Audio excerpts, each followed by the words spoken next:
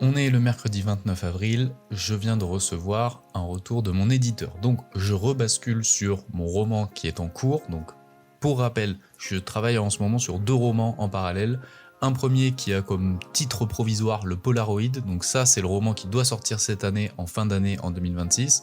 Et je travaille à côté sur la suite de Notre Petit Secret qui lui sortira en 2027. J'attendais des retours de mon éditeur pour savoir si l'histoire, le synopsis complet du Polaroid lui plaisait. Il m'a fait des retours, ça s'annonce plutôt bien, en tout cas à part la fin où il y a vraiment des choses à retravailler et quelques petits éléments effectivement pour resserrer l'intrigue et que ça soit encore plus prenant. Les retours sont plutôt positifs, donc là je mets de côté Notre Petit Secret 2 et je retravaille à 100% sur le Polaroid parce que ça reste la priorité. Donc ce matin, ce que je vais faire, c'est rebalayer une dernière fois tous les commentaires de mon éditeur parce que j'ai un call avec lui à 15h cet après-midi où on débriefe un petit peu sur les retours qu'il m'a fait et voir les éléments que j'ai retravaillés pour se valider une bonne fois pour toutes ce synopsis pour que je puisse commencer le vrai travail, c'est-à-dire l'écriture du premier jet. Donc là, ce matin, je travaille sur ces commentaires, je travaille sur repasser toute la structure pour voir si tout colle. Et comme ça, cet après-midi, je serai un peu serein, j'aurai bien tout en tête pour pouvoir valider avec lui les derniers éléments. Donc c'est ce que je vais faire ce matin. Et du coup, je vais vous montrer un petit peu à quoi ça ressemble. Donc bien évidemment, je vais vous flouter certains passages pour éviter tout simplement les spoils.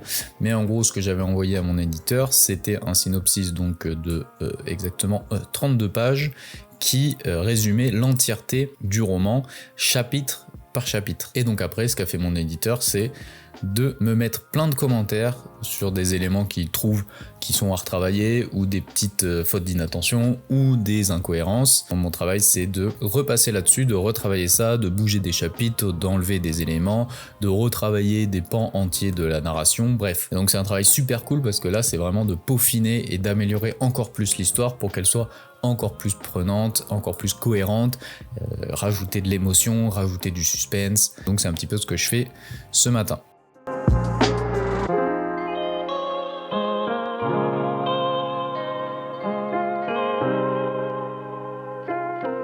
Et voilà, le rendez-vous s'est super bien passé, on a brainstormé certaines idées, on a revu un petit peu la fin du roman, mais globalement, toute la structure était là, mon éditeur était super enthousiaste, donc ça fait super plaisir, ça fait d'autant plus plaisir que ça fait 1 an que je galère, ça fait 1 an que je lui envoie des synopsis, des histoires, et que ça marche pas parce que les histoires sont juste pas ouf. Donc là, de retrouver enfin l'élan et l'enthousiasme qu'on avait pour Notre Petit Secret, là, l'avoir à nouveau pour ce nouveau roman qui, je le rappelle, doit sortir fin d'année 2026. Donc tout ça pour dire que oui, c'est super, c'est validé, donc je vais pouvoir me mettre à l'écriture parce que finalement, le gros du taf et le gros du stress et le gros du rush, ça va être maintenant, ça va être de faire le premier jet pour ensuite retravailler toute la partie éditoriale avec mon éditeur, et donc pour ça on n'a pas non plus 36 000 mois, ça reste assez large bien évidemment, mais voilà, on compte vraiment, il faut pas nous enlever un mois quoi.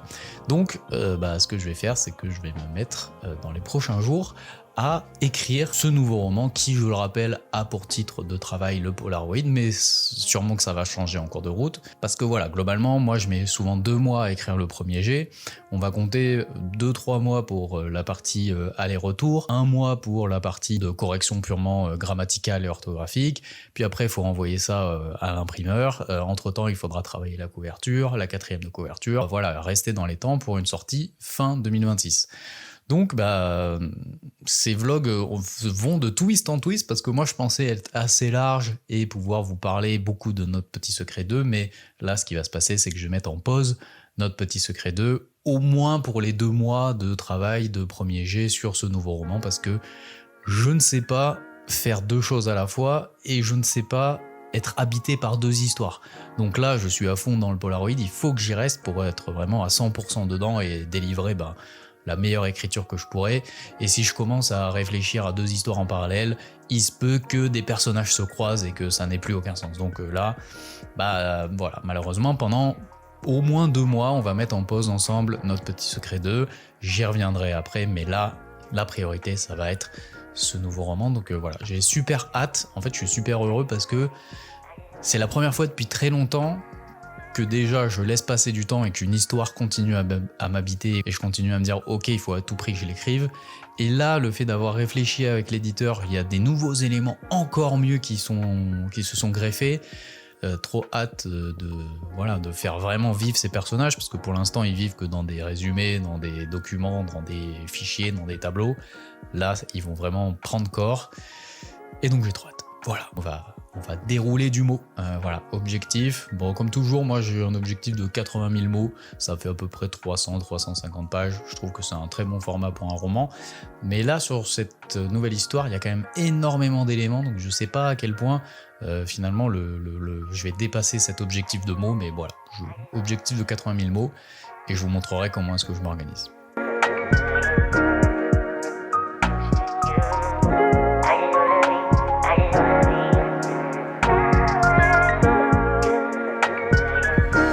Petite vidéo, on est le 30 avril et là je viens de terminer les dernières petites retouches, j'ai rajouté des petits éléments et je suis vraiment du coup hyper fier de l'histoire. Peu que ça soit mon meilleur roman. J'ai pas écrit une ligne donc je m'avance un peu, mais en tout cas je crois que c'est l'histoire la plus riche et les twists les plus intéressants que j'ai jamais écrits, je crois. On verra une fois que le premier jet sera terminé. Et donc, une petite vidéo parce que je vais commencer le premier jet. Là, je me suis créé mon fichier premier jet. Et avant ça, je vais regarder Le Chant des forêts. En gros, Le Chant des forêts, c'est un documentaire animalier. Et ça va m'inspirer parce que mon premier chapitre, ou en tout cas les premiers chapitres, se passent dans la nature parce qu'on va suivre un personnage qui est en gros photographe animalier, donc il passe une grande partie de son temps à traquer des animaux très rares. Et donc je m'inspire un peu de l'ambiance de ce documentaire qui justement relate une famille, du grand-père au père en passant par maintenant le fils, qui font ça, qui traquent des animaux pour les photographier. Donc ils passent des jours et des jours à attendre et il se passe rien. Et il pleut et il fait froid et l'animal n'est pas visible. Et voilà, c'est vraiment un documentaire que je trouve incroyable. Et je pense que ça va m'inspirer pour écrire ce premier chapitre. Donc voilà, on y est. Le 30 avril, on est parti pour un marathon de 2 mois, je pense, pour l'écriture de ce nouveau roman. Donc c'est parti.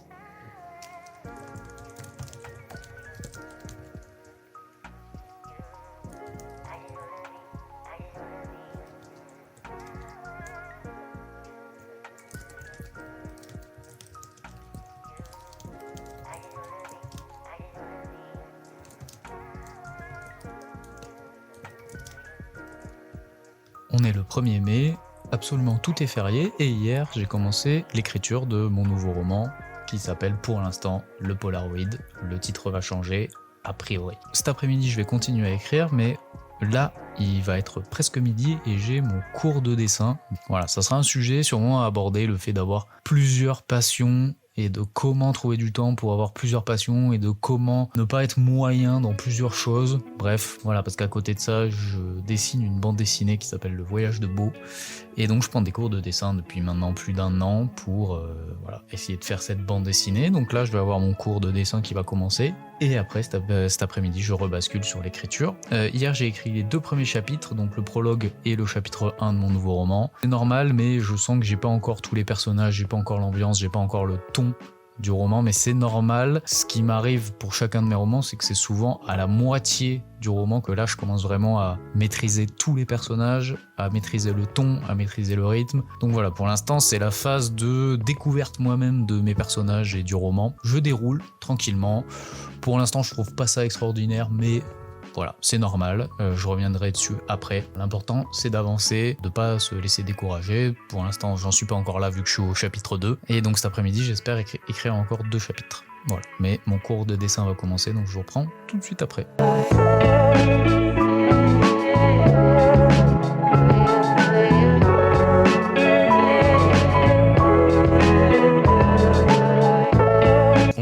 Samedi 2 avril, j'ai continué à avancer sur les nouveaux chapitres. Je suis au chapitre 4 ou au chapitre 5 et je suis déjà à peu près 6000 ou 7000 mots, donc c'est cool, j'avance bien, je suis super inspiré. J'ai pas encore totalement la maîtrise de mon personnage principal et des autres personnages. En plus, le fait que le roman va se passer en narration à la première personne, parce que j'ai vraiment envie qu'on plonge à l'intérieur de la psyché de mon personnage, parce que c'est un personnage qui est assez particulier, qui a une amnésie assez particulière, et donc ça va être super intéressant de ressentir ce qu'il ressent, de ressentir le combat qu'il mène contre ses propres souvenirs. D'autant plus dans une narration en jeu, c'est compliqué pour l'instant de sentir le ton, de sentir la manière dont il parle, de vraiment faire corps avec lui, donc voilà.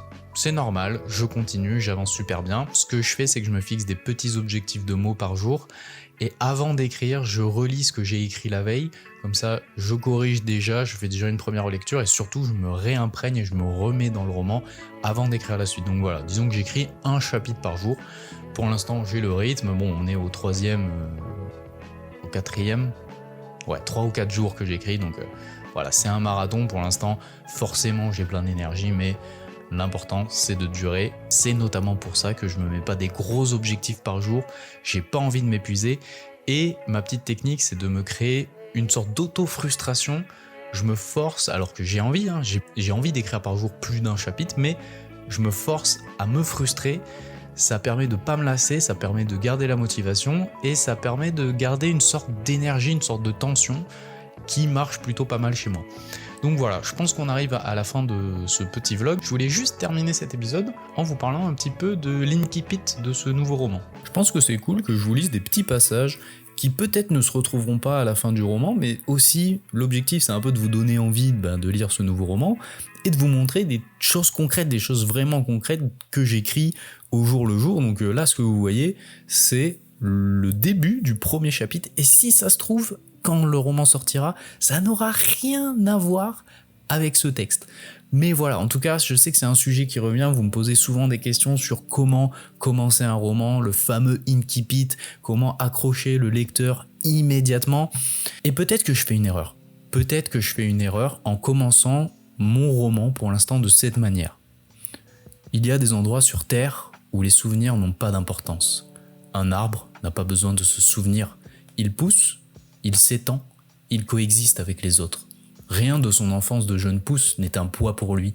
Rien des traumatismes du passé ne l'empêche de s'épanouir dans la terre. L'arbre est en parfaite harmonie avec son environnement présent. Il n'a pas de famille, pas d'origine, pas de blessure. Les animaux, eux non plus, n'ont que faire des souvenirs. La mémoire leur est indispensable, mais les souvenirs ne sont que des gouttes de pluie qui glissent sur leur pelage sans jamais les atteindre. L'agneau ne se souviendra jamais du loup qui a éventré sa mère. Le faon ne voudra jamais se venger du chasseur qui a emporté son père. C'est pour ça que je les aime tant. On se ressemble en un sens. En fait, je vais un peu à contre-courant de ce qu'on pourrait attendre d'un thriller, c'est-à-dire mettre les potards à 100 à l'heure immédiatement, accrocher avec une phrase impactante, mais j'ai envie d'avoir un rythme différent pour ce début. Alors vous voyez à gauche qu'il y a quand même un prologue, et le prologue a cette fonction d'y aller à 100 à l'heure tout de suite avec une scène ultra choquante, ultra captivante, et du coup je fais redescendre la tension avec un moment où mon personnage en fait du coup il est en Patagonie, il est en train de traquer une race de cerfs très rare en Patagonie, et du coup il est avec son appareil photo et il observe, et c'est le moment d'un peu une réflexion personnelle autour de la mémoire, autour du fait que pourquoi il se sent si bien autour de la nature, c'est que la nature n'a pas de concept de vengeance, de trahison. Il se sent bien dans cette nature parce qu'elle le juge pas, et parce que du coup cette amnésie très particulière qui est un vrai handicap pour lui. Voilà, je suis très curieux d'avoir votre avis sur cette introduction de ce nouveau roman. Qu'est-ce que vous en pensez? Est-ce que vous aimez ce rythme un petit peu lent qui pose tout de suite une atmosphère, qui pose aussi le personnage? On sent qu'il est torturé, on sent qu'il réfléchit beaucoup aux souvenirs, et donc voilà, il a aussi une réflexion autour de la vengeance, et donc bref, voilà. Est-ce que cette intro vous intrigue? Qu'est-ce que vous en pensez?